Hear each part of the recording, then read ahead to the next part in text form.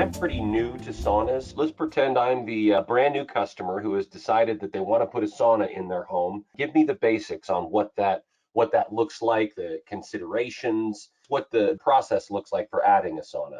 Two different types of saunas. There's custom saunas, and then there's saunas that people are buying modular systems, and then they're just putting them in their living room, in a basement, or somewhere in their home.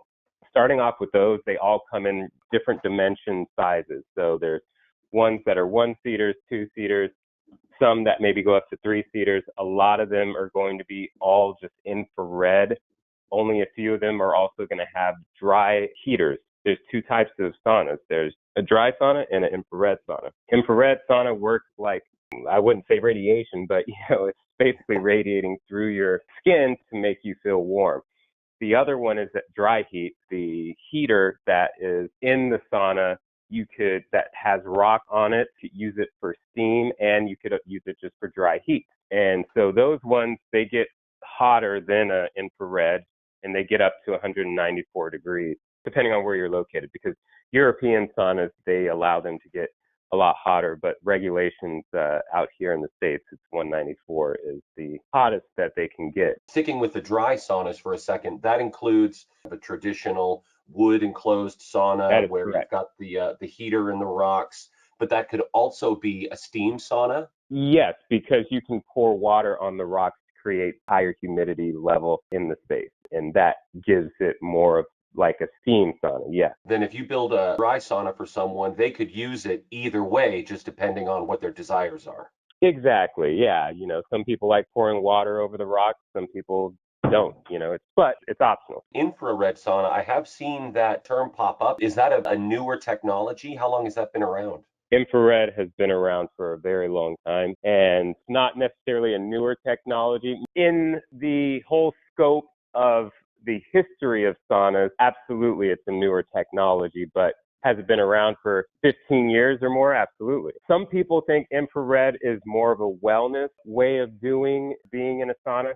It really does not matter. What you're trying to do in a sauna is detoxify your body, heat it up, sweat out the whatever it is. Saunas all around are becoming more and more popular just because of health and wellness. Whether you do infrared or whether you do a dry sauna, they're both going to be extremely beneficial to you. Comparing the two, is there a difference in terms of cost, in terms of like room preparation, difficulty of installation, longevity and maintenance? What are the differences between the two? Between the two, the infrared is going to be more expensive from a labor standpoint because it's a lot more difficult to install. You have so many more wire hookups that you have to connect to each one of these panels, that infrared panels that are in there. Everything is just more labor intensive with doing an infrared sauna. With the dry sauna, it's a little bit more straightforward, but realistically, as far as longevity goes, both of them are going to work for a really, really good time. I mean, it's just like everything. You could get something that'll last a good 10, 15 years, or you get something that lasts 2 months. One or the other for longevity, I wouldn't compare that. I think both of them, you're going to get a really good time out of whatever you invested it in. Maintenance, not really. You don't really need any maintenance either until something goes out. Just a general cost range. I'm sure that's difficult to pinpoint, but can you give me a ballpark on what someone would be looking at? You mentioned two kinds, kind of like the custom sauna and then more of a kit solution, if I understood you properly. Kit solutions can range anywhere from 10 to 20,000. Custom can range anywhere from, I'd say nowadays, 18 to 50 or 60, depending on what it is. I mean, we have some gyms that want to do commercial style saunas, or we have someone that has a really small room. Maybe you'll just be seating one person and you walk in, there's the bench, there's the heater, and they got to scooch around the heater to make sure they don't hit it. That's probably going to be your 18 to 20 grand. Anything medium size would be 30 to 35. Custom infrareds are easily going to be averaging 35. To install a system, lead time to actually develop and create all the product and get everything could be anywhere from 8 to 12 weeks. That's when it's slow. 2 years ago, we were having some of the factories give us 20 to 24 week lead times. It's all over the place. But right now, we're at about a 12-week lead time to get on the schedule, then another 7 to 10 days of installation. Small sauna or medium-sized sauna, we could do it in 5 days. From an empty room to a finished sauna, what are the phases of construction? Doing a custom sauna will come in during the framing stage. So if the house is being built, we come in during the framing stage. If the house is already built, it needs to get demoed down to the framing. All that goes into in between the walls there is bat insulation. So depending on tongue and groove direction, like the wall paneling on the walls, you usually always have vertical framing, right? And the client wants vertical T&G, you can't do that. You have to fur out all the walls with plywood. You have to make sure that it's completely leveled plumb with a straight edge, because otherwise your installers are going to have a hell of a time trying to install all this T&G. If you do vertical T&G on the walls, your sauna is going to cost a lot more because of labor and time and material. But before we T&G, we have to put a radiant barrier all around the sauna on the framing. This radiant barrier keeps the heat in the room. And so that radiant barrier goes behind your T&G. So in a sauna, you see all wood panels. If you rip that off, if the person's doing correctly, they should have a foil radiant barrier going around. We have to run our wires for all the infrared stuff, if that's what we're doing with infrared.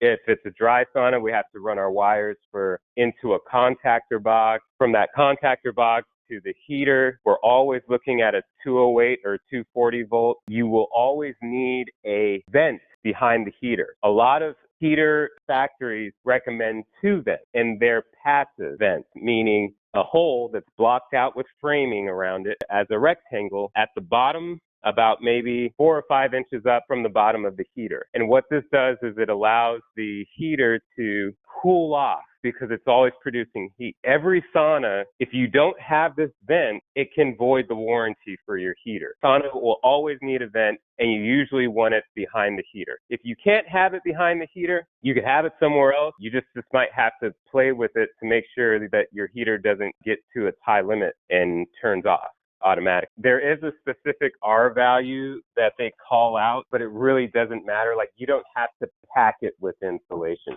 I think it's just regular, you could have R12, whatever you're going to do in your regular walls. There are people that want to do a DIY sauna, but it seems with these considerations that might be pretty difficult to do. Can you speak to that at all, and the differences between a professionally installed setup or the risks of a DIY installation? For the people that like wasting their time or they know what they're doing, I wouldn't recommend it for a DIY person that's just trying to save some money that, they have no experience in building a new room or add on to their house. No. Definitely not. Tell me a little bit about your typical customers, and let's break that into residential and commercial. Yeah, our general client is going to be home builders or people that are demoing or remodeling these homes in San Diego, Orange County, and same people that are doing wine cellars. So we're looking at high-end clients. Yes, there are a bunch of other people that are going to be using saunas. I'm not getting calls from people that live in a tract home that say, hey, I want sauna in my home. Our clients are home builders,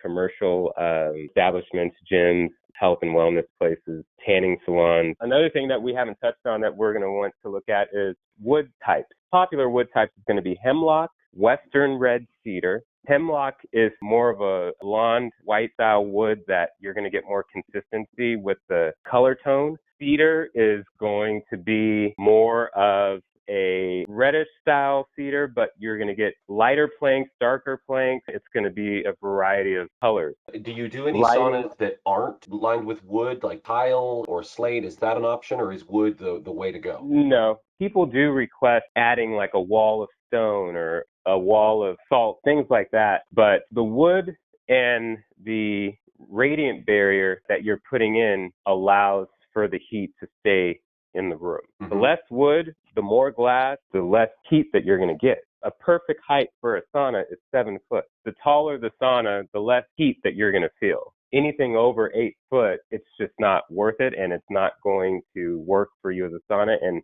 also can become a fire hazard. Well, how about like suppliers? Are there specialty sauna material suppliers for your heaters? How does that kind of work? Yeah, there's all different types of heater suppliers around the country. Indoor versus outdoor. Those are the sauna kits. You could put an outdoor sauna. It's just like a modular that you would do something indoor, but it's rated for outside. If someone's going to want to do a one-person sauna, how much space is the minimum they need versus a nice big open room for multiple people? 3 foot by 3 foot. I'm sure you could do smaller, but I don't see why. What is the typical heat range a sauna would be operated at? Max 194. Is that regulated Yes, only in it is the regulated.